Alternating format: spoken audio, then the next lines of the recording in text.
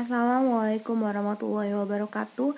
Perkenalkan kami dari kelompok keuangan yang beranggotakan 3 orang, yaitu saya Revita Nur Ayu Damayanti selaku moderator dan Wildan Hardi serta Andini Prihatini.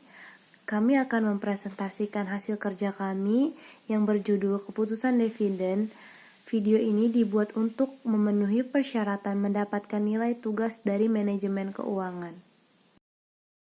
Perkenalkan, nama saya Andini Prihatanti. Saya di sini akan menjelaskan tentang keputusan dividen.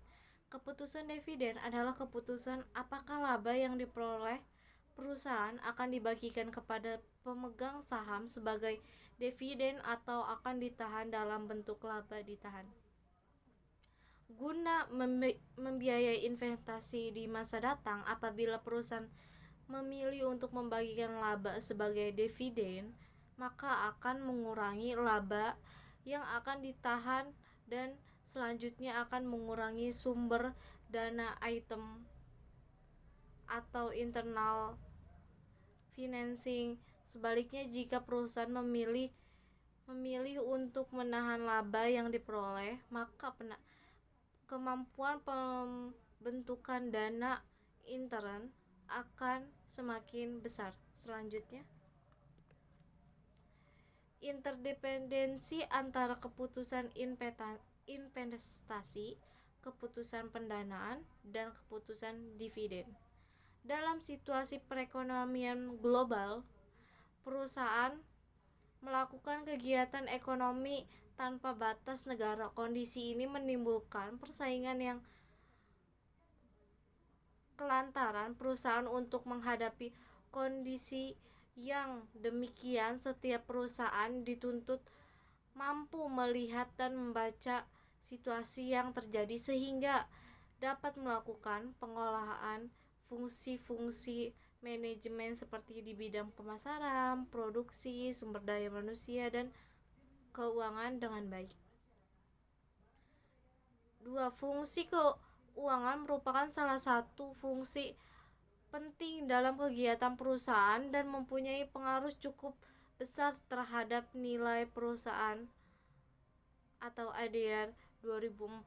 Dalam konteks keuangan, maksimalisasi nilai perusahaan ini yang menjadi tujuan perusahaan. Selanjutnya, interdependensi antara keputusan investasi, keputusan pendanaan, dan keputusan dividen. 1. Keputusan keuangan. 2. Keputusan investasi. 3. Keputusan pendanaan. 4. Keputusan dividen. Selanjutnya, hipotesis. 1.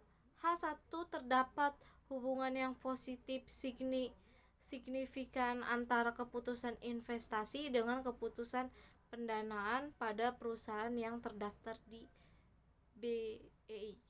2.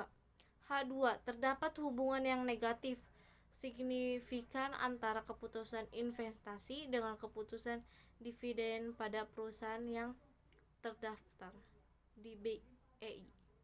3. H3 terdapat hubungan yang positif signifikan antara keputusan pendanaan dengan keputusan dividen pada perusahaan yang terdapat di BEI. Selanjutnya, metode. Penelitian ini merupakan penelitian terapan atau applied research karena tujuan penelitian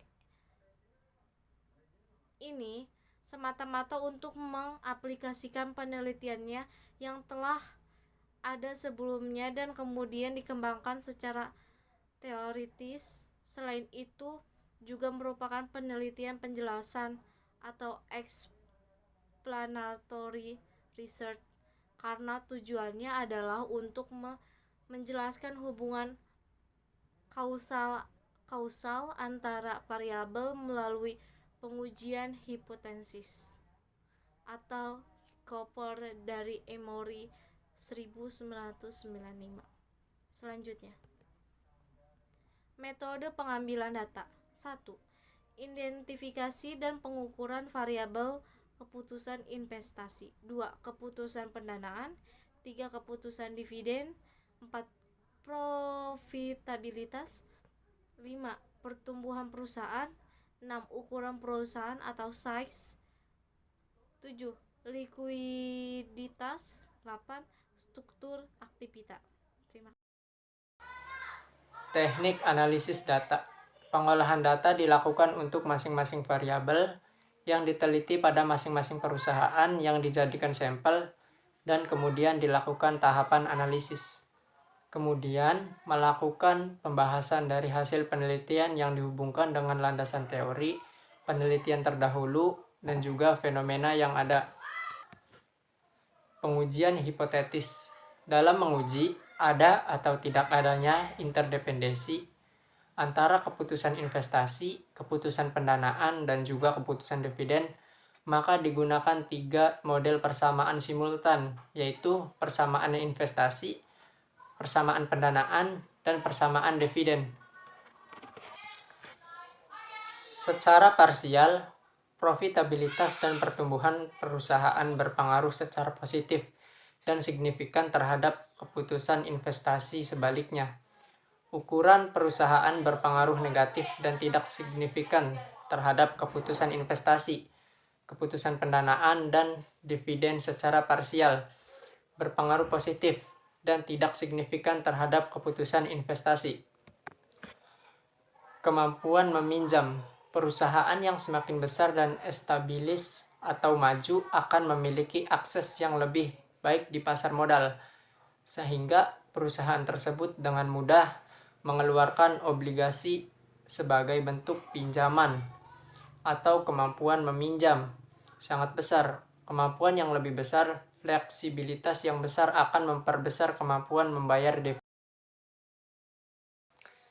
Keadaan pemegang saham. Jika perusahaan itu kepemilikan sahamnya relatif tertutup, manajemen biasanya mengetahui dividen yang diharapkan oleh pemegang saham dan dapat bertindak dengan tepat. Jika hampir semua pemegang saham berada dalam golongan high-tech dan lebih suka memperoleh capital gains, maka perusahaan dapat mempertahankan dividen payout yang rendah. Dengan dividen payout yang rendah, tentunya dapat diperkirakan apakah perusahaan akan menambah laba untuk kesempatan investasi yang profitabel. Untuk perusahaan yang jumlah pemegang sahamnya besar, hanya dapat menilai dividen yang diharapkan pemegang saham dalam konteks pasar, atau lebih sulit lagi menilainya. Berbagai macam kebijakan dividen. Yang pertama, kebijakan dividen yang stabil. Yang kedua, kebijakan dividen dengan penempatan jumlah dividen minimal plus jumlah ekstra. Yang ketiga, kebijakan dividen dengan penempatan dividen payout rasio yang konstan. Yang keempat, kebijakan dividen dengan penempatan dividen payout rasio yang fleksibel.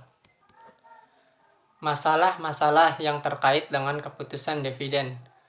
Stok dividen adalah pembayaran dividen dalam bentuk saham dan bukan dalam bentuk kas.